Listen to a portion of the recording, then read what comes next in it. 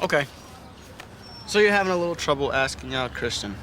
It's no shame. It's not a problem. Whoa there, Curly. I got no problem asking a woman out. Watch this. Want to have a drink sometime? No. Good. See, I'm fine over here. Okay. You know how men are always talking about themselves, right? Well, apparently, women like to talk about themselves even more. Oh, thank you, Sensei. You've touched me deeply. Okay, you can be cynical if you want, but I'm telling you the honest to goodness truth. If you get Kristen to talk about herself, it's on. It's on and popping. And if that doesn't work, you just simply do what I do. Which is what exactly? Show a little booty. Oh, no. No, no. You put that away. Oh, think of the children. Doctor! What up, go? Not a strong move with the tighty whities. But no. It's hard trying to figure out how to reach somebody. I guess the only thing to do is think of someone that I look up to and remember how they first got through to me. Newbie, the only way you could be less productive right now is if you were, in fact, the wall in which you're leaning against. Of course, then you'd be providing some jackass with a wall in which to lean against and reflect on what a jackass he truly is. I know.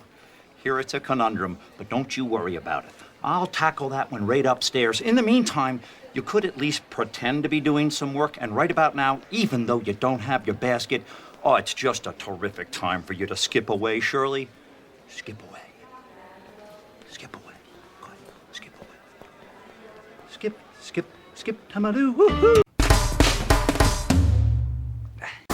What in the hell is this? Parents' weekend?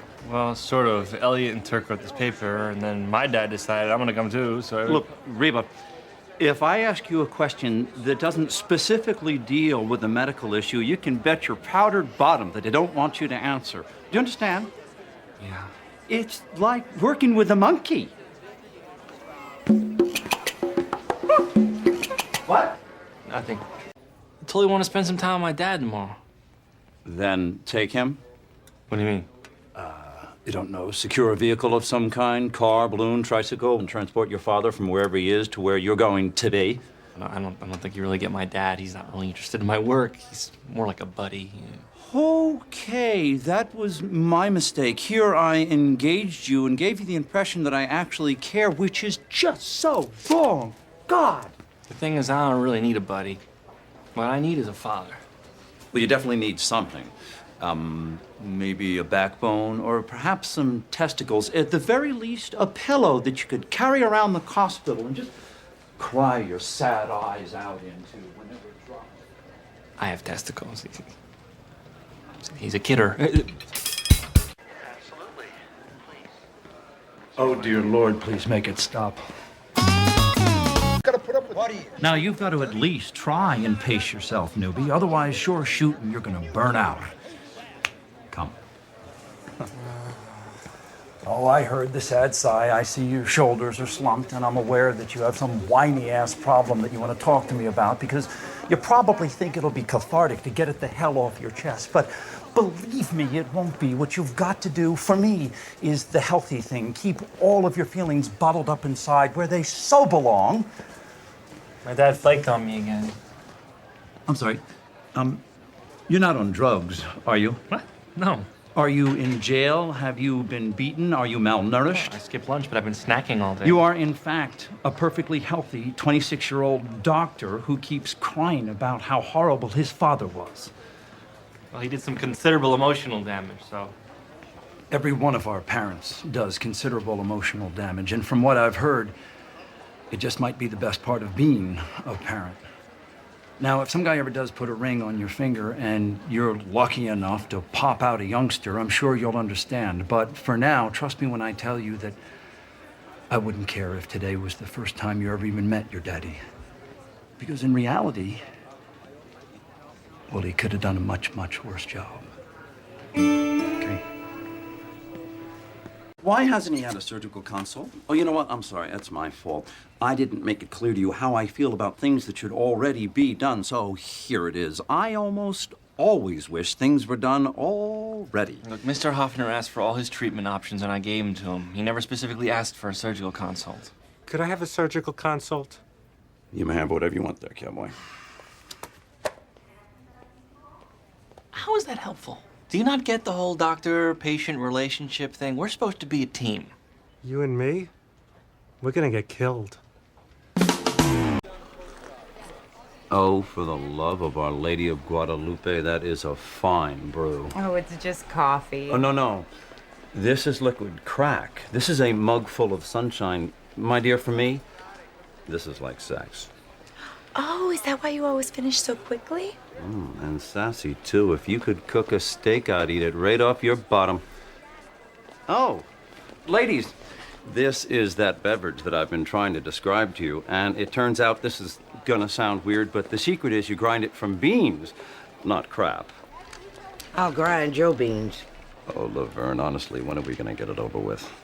Look, we are already understaffed, and Dr. Kelso just fired 2 nurses for no good reason, so you will forgive us if we don't have time for the Dr. Cox show today.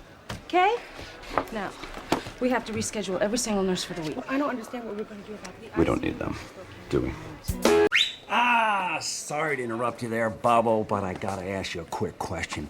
Now, when you were born, nay, spawned by the Dark Prince himself, did that rat bastard forget to give you a hug before he sent you along your way? Because you can't just let 2 good nurses go on account of feeling small and insignificant. And besides, with your money, you ought to be able to keep a little man tucked away in the closet and bring him out whenever you want to knock him around, huh?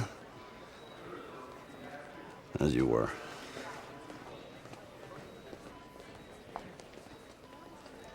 Doug, look away.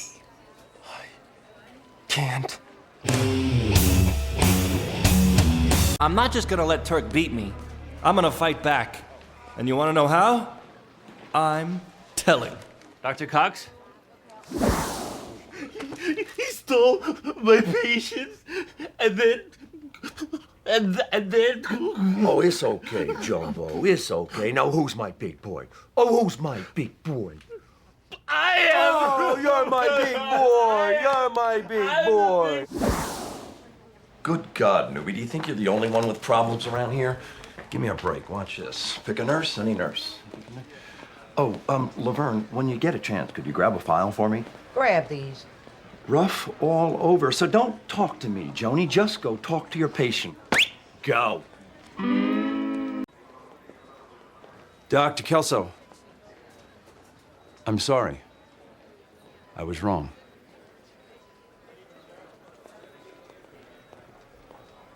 Doug, for God's sakes. I don't care. It's beautiful, man. Dude, way to get your burger on. Now, just exactly what in the hell is this? I need to talk to you about something. So, Dr. Cox, I haven't had a chance to tell you this yet. Your name rocks! Come on! This conversation stops until Cabana Boy here goes. He's not the boss of me. Todd. Cool. So how do you do it, man? How do you stay in shape? It's called discipline. Some of us work on our appearance. You think it's possible that I could work out with you sometime? I don't know about that, Stay Puff. I'm not particularly fond of you, although it might be fun to see you flail about for a couple of days. You know what? Forget about it. Suit yourself, stud. But you see that guy over there? That's you in 5 years. You in 10 years. And guess what, He-Man? You in 20. I'm in. I want my meningitis patient back. No. Hey, do you know any women who hate themselves enough to actually date me? Why did you let me switch patients with you? Because you asked me to. Oh, and because of your puppy dog eyes. Now, see, you're full of it. You knew I was scared. Why didn't you just tell me to go in there and deal with it? Well, gosh, Nubi, I don't know what it was about that day. Maybe I hadn't had enough sleep. Maybe my mind was on other things. Maybe I didn't have enough fiber in my diet and I failed to do my morning business. I don't know what the hell it was, but the bottom line is I didn't feel like spelling it out for you. And I know, you want your little speech, and that's fine because here it is. You're a doctor. You might get sick. Get over it. Thank you. Now, can I have my patient back? No. Because aside from his weird Judy Blume obsession, I like him. You will be delousing Mr. Schaefer. Guys like flypaper. Fantastic. Oh, and Belinda, do you know what else is real contagious? A big old smile. What you need is a hero. Shut up, and definitely shut up. But I didn't even say anything. I know, but I enjoy saying it to you. Okay, here's the deal. If we're gonna beat this thing, and we damn sure are, we're gonna do it one way and one way only. We're gonna be a team. We're gonna be a team. You hear me? I hear you, Dr. Cox. I am so not speaking to you, Rhonda. Thank you. I'm sorry, I got very excited. Go. What do you say, children? Are we a team? I'm in. Go Team Cancer. Wow, he did it. I've got to go take care of some other patients. Dr. Murphy, care to jump in? I think it's... Do you have a speech impediment, sport? Excuse me? You insist on starting every answer with, So I figure you've either got a speech impediment or you're a stammering know-nothing who doesn't belong in medicine. Well spoken. Now get out. All of you, get out. Get out! Get out! Jumping Jupiter, I do enjoy the tough love. They probably like it too there, Bob, whether they admit it or not. Well, the old guy's so tough on me, right? I love him. Right. They hate you, Bob. They hate you from the bottom of your hooves to the top of your pitchfork. They hate you, dear God, they hate you good. what are you laughing at? At who's in pitchfork part? Why? No reason. What are we watching? Wings and shut up. I like the cab driver. He slays me. Yeah, Antonio, played by the actor Tony Shalhoub, also particularly fantastic in a film called Big Night. Congratulations. Your DiMaggio-like streak for saying nothing even remotely interesting is still alive and well. So, Mr. Bober here has been complaining of abdominal pain and nausea. Looks like cholecystitis. Oh, come on. What the hell, newbie? This gentleman is suffering from an inflamed gallbladder, and you actually have him eating a grilled cheese sandwich. Here's an idea. Why don't we just have him wash the whole thing down with a big old mug of vodka? Mr. Bober back there is one of our frequent flyers. He's been with us every 6 months for the last 2 years, and I've grown rather fond of him. So if you could somehow manage to not kill him, well then, oh gee, that would just be ducky. See what I can do. Hey, how come you haven't mentioned it's my last day as an intern? Haven't I? Nuh-uh. Come. Okay. Oh. Despite the fact that when you wake up tomorrow morning, you will be a resident, you'll still be the same excitable little girl that you are right now. The only difference will be that some sorry new intern will probably mistake you for somebody who actually knows something. Why is he so uptight today? Hey, Perry. Oh, okay. Jordan, to what do we owe the horror? Oh, come on, Perry. No soft spot for the one woman who slept with you sober. Now, if you could just sign this insurance physical, I'll go back to trying to forget that horrible, horrible night. For me to sign this, I would actually have to give you a physical. And when I say I of course mean absolutely anybody but me. Barbie, give my ex-wife here a physical. And don't be afraid of that third eye on her chest. Just remember, it's just as scared of you as you are of it. Let's get physical. Oh. You know, Dr. Cox, I want to thank you for this whole year. Oh, no. And I just want to know if I can buy you dinner.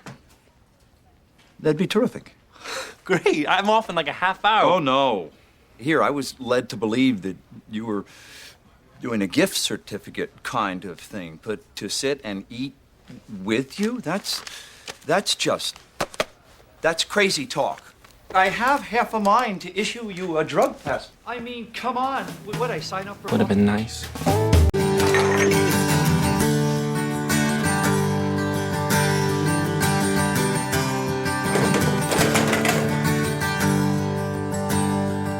Yep. One big happy family.